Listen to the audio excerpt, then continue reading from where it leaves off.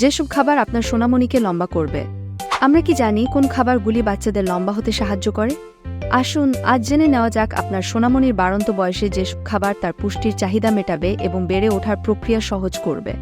দুধ ও দুগ্ধজাত খাবার। দুধ শুধু ক্যালসিয়ামের যোগান নিশ্চিত করে না, বৃদ্ধিতেও সাহায্য করে।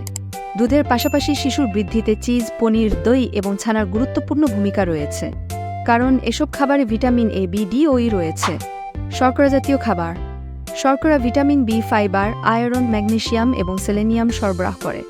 বাড়ন্ত বয়সের শিশুদের বাড়তি ক্যালোরির প্রয়োজন পড়ে, তাই স্বাভাবিকের চেয়ে আপনার সন্তানকে একটু বেশি শর্করা জাতীয় খাবার দিন।